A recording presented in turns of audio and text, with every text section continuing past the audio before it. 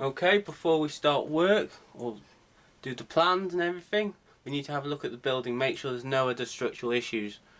This is a typical wall in the building. It's double brick. The reason you can tell it's double brick, you've also got the cross bond, which are these bricks here on this line. It's very difficult to make out. There's a square brick there, the end of, and you've got your stretchers which run this way. This is a stretcher, this is a bond. Okay, you also need to check your mortar. This mortar's nice and solid. Does it crumble away? If it crumbled away, you may have other issues. You also want to look out for cracks in the wall, running vertically or horizontally. The bigger the crack, normally the bigger the issue. You also want to check to see if the crack is on both sides of the wall. If it's next to the wall, if it's on both sides of the wall, then you could have other problems with the wall dropping. The main reason for walls to drop is they've been undermined. Either you had a drain leakage, a sewer pipe leak, or you've had water against the foundations. It's made the soil a lot wetter, so it's not been able to support the weight of the building, so the building has subsided in places.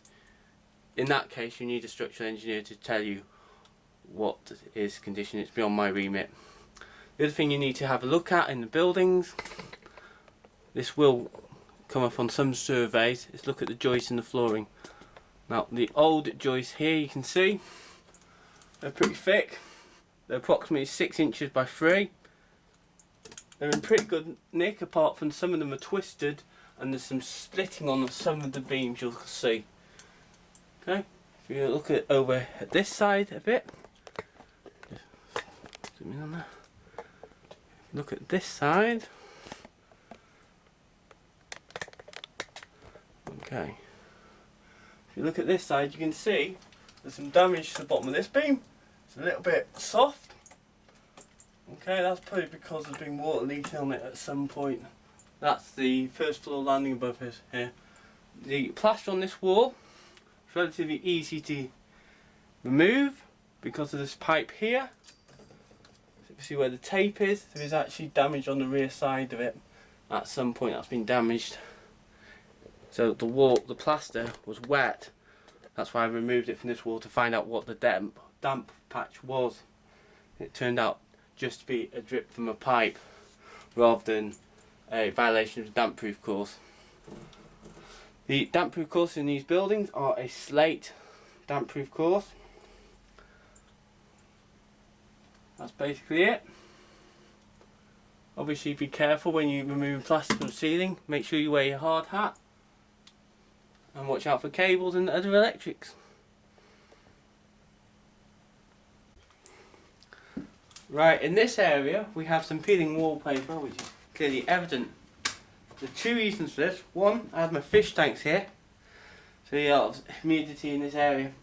The second reason is the damp proof course outside is too close to the ground and actually has a step above it which is splashing water continually onto the wall. So that needs to be looked at. The other issue is you can get damp around windows.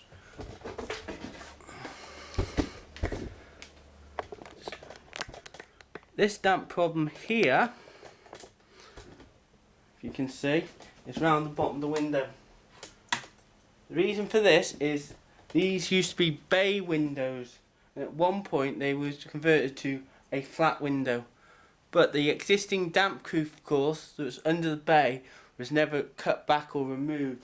So from the outside you had the footing for the bay which had a damp proof on it. That damp proof was under the footing, so when it rained, water stopped on top of the damp proof course, ran in through the bottom of the door, the patio doors, into the concrete, and then proceeded to soak up the walls. This is where this problem has come from.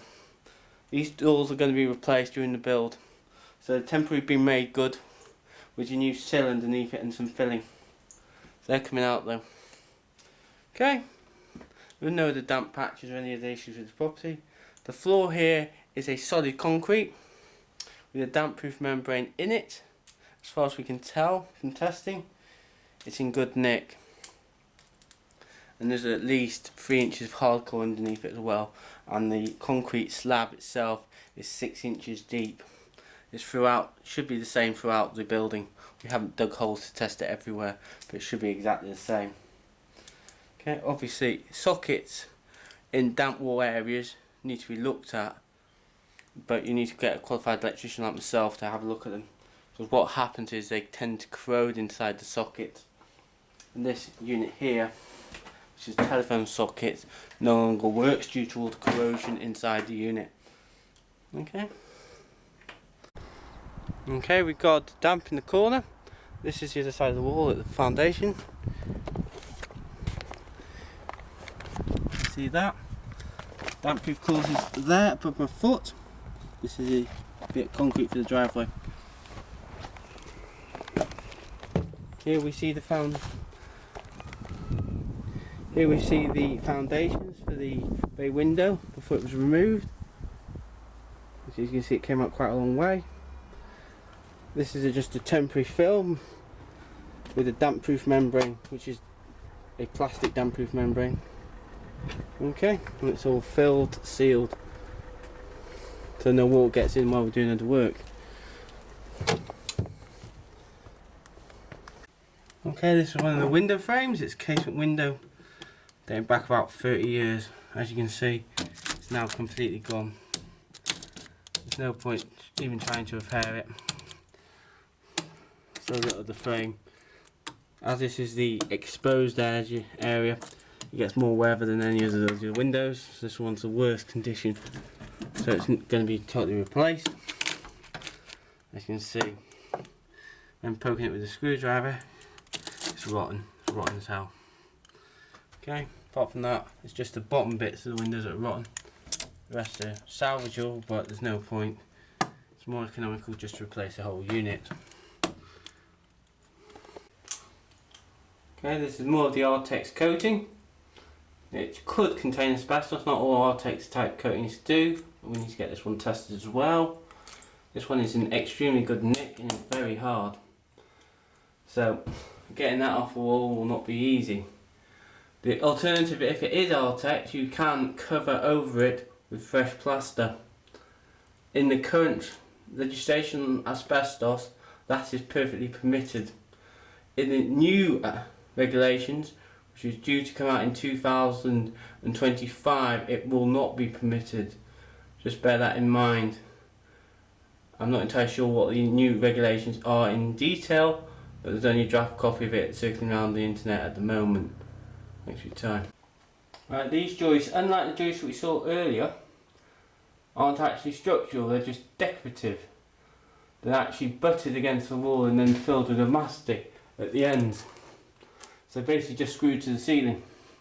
They do not survive any support whatsoever for the floor above, which in this case is a loft area, which is floored, but it's not technically a room because it doesn't comply with regs. For this project, the floor joists of the loft area will be strengthened to bring them up to the current building regulations, so we can actually use it as a room. I'm also going to be applying for planning permission to have a loft conversion. Okay. Right, this too is also a decorative joist. As you can see, it's directly above a window opening. Okay, and it's not properly secured into the brickwork masonry at either end. So it's a cosmetic feature, it's not structural load bearing. The other joists are obviously the same. They're just decorative.